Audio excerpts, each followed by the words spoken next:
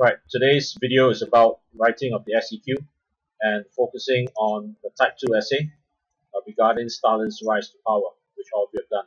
And I plan to give you some feedback regarding the work you've done. Essentially, what form of essay is this? Well, you can see that there's the issue and there's a factor. And together it makes a claim or assertion because it's giving you basically a claim. Stalin's rise to power is due to his political skill. Of course, we know that there could be other factors which could have brought Stalin to power, such as good circumstances that favored him, or it could also be with regards to the weaknesses of his political rivals. So when I ask you how far do you agree with this statement, basically you have to agree to a small or to a large extent.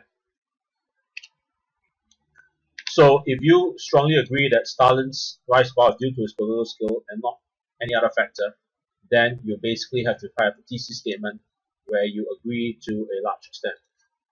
Alright, so either you agree to a large extent if you feel that this statement is mostly true, or you agree to a small extent if you feel that other factors play a larger role to his rise to power.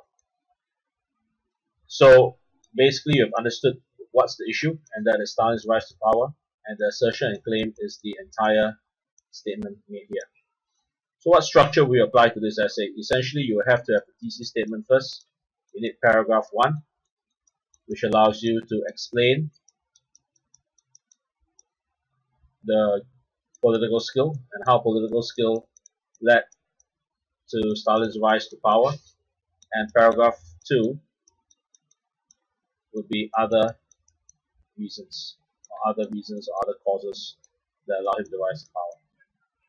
And of course, finally, you would have paragraph 3, and essentially paragraph 3 would be about a balanced conclusion. That is, was it really due to his rise in power, or was it due to other factors?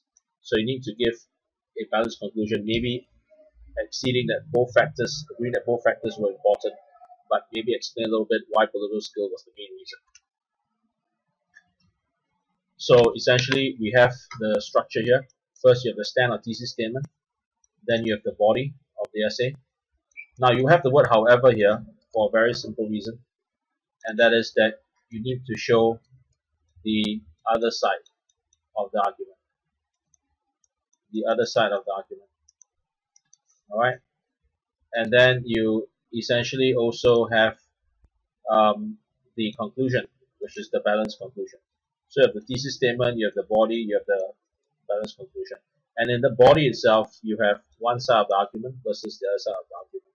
So, of course, one side of the argument, the main side would be the fact that political skill was the main cause of his rise to power. And of course, you discuss circumstances that favor Stalin or weaknesses of his opponents as the other side of the arguments. So you have a structure like this, and you maybe pause here for a minute, pause the video for a minute, and linger upon this particular page, and you'll notice that actually the structure is something which you're already quite familiar with. But let's go to some feedback which I want to give all of you. Now, first of all, the explanations to address the question must be clear. Now, what do I mean? For example, in this particular case, it says Stalin was the Secretary General of the party. Well, let's just change the color to maybe something which is clearer, like blue, like green. So Stalin is made the Secretary General of the Communist Party.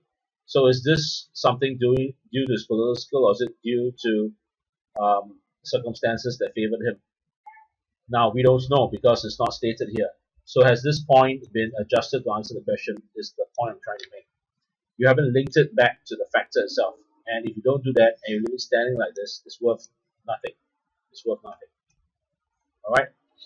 So as you can see here, this made Stalin, towards the end, this made Stalin get rid of the strongest key opponent by further assassinate Stalin so that he could advantage to gain support and rise to power. But nothing here actually tells us whether or not this is his political skill or whether it's because of circumstances that assisted him. So how is this act of a skillful politician is the question which I'm asking this particular student.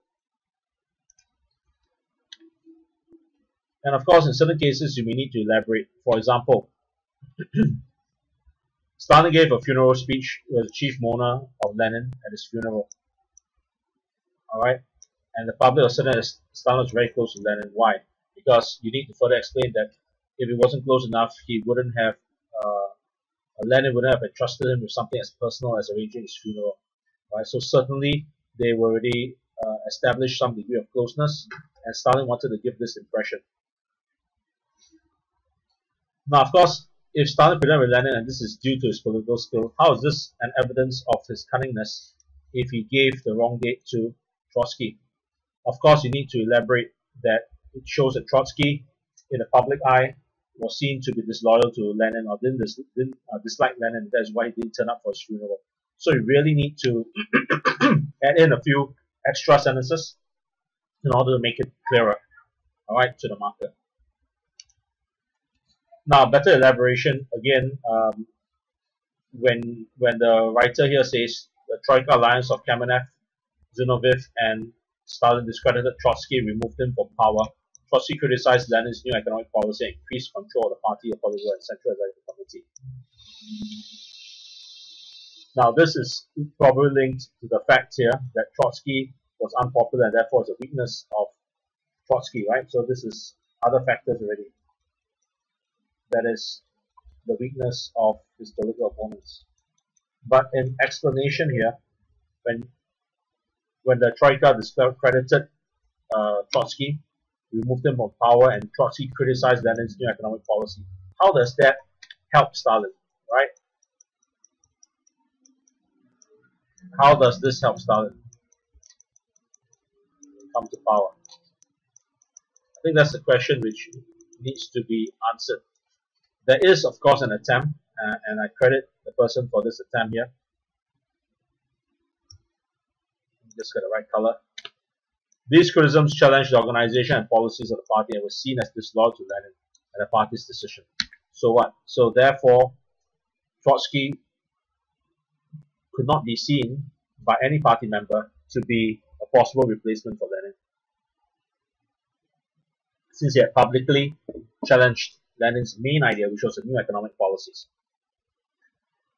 So as a result, certainly in view that Trotsky wasn't suitable in the eyes of the other communist members and the Russian public, the Soviet public that is, they naturally turned to Stalin, and this of course allowed Stalin to take up the position, advantageous position, to take control and eventually take over Lenin's position. So we really need to go a little bit deeper in the explanation. Now, this explanation here, for instance, will be first a non-disclosure of Lenin's testament. Now, Lenin made his views on his leading successors especially clear, advising Lenin to be removed from position as Secretary General. Now, because this disclosure was never made,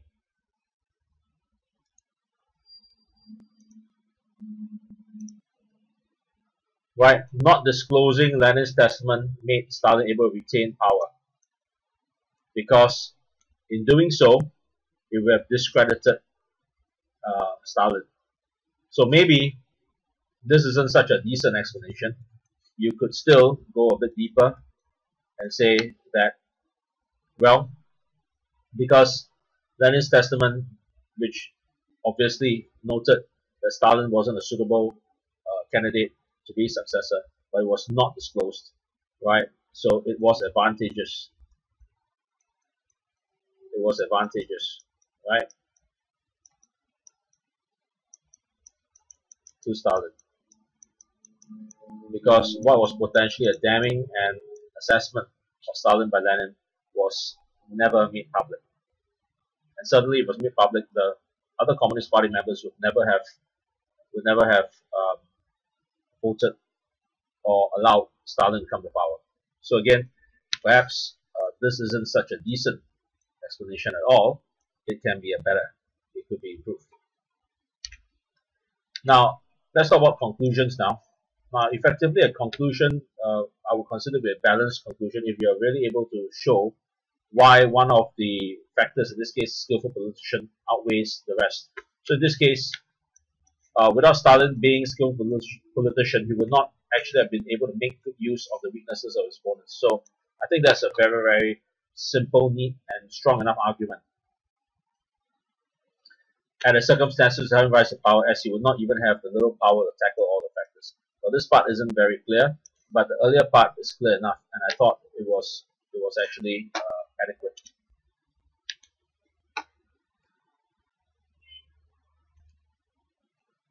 Maybe let's do another conclusion. In this case here, I think that Stalin's rise to power was because he was a skilled politician. I say so because he was able to grasp tiny opportunities and eliminate his enemies and make whatever he did seem right, which is quite true.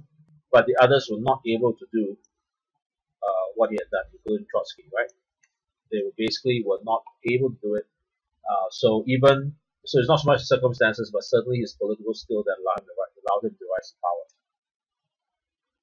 So another decent conclusion here would be, in conclusion, the reason why Stalin rose to power is because he was a skillful politician.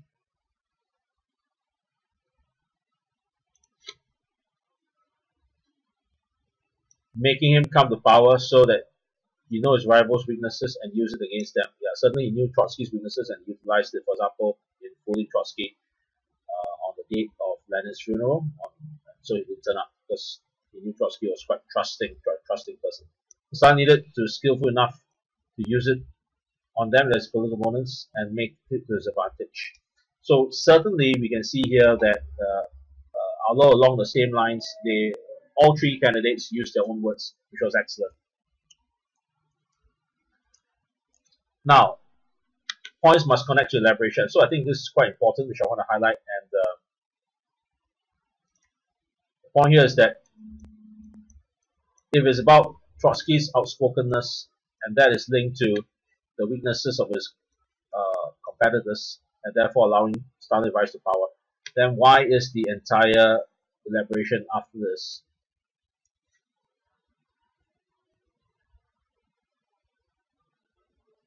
About outspokenness, but yet the word outspokenness was cancelled, right? It was cancelled, and it was actually replaced by easily convinced and naive.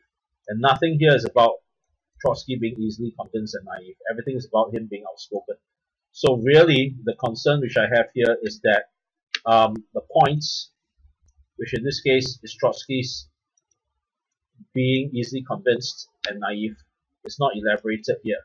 Instead, the point is cancelled. Perhaps someone has been, other candidate here has been very, very careless, but I think you have to be much more careful if you want to score good marks. Now, switching sides during the essay. Now, if you're going to switch sides, you've got to be clear that you have switching sides. Now, in this case, the clarity really isn't there. And in fact, what's happening here is quite strange, because Stalin made use of Trotsky's outspoken character, and certainly the point here is, allow me to change the color of the ink.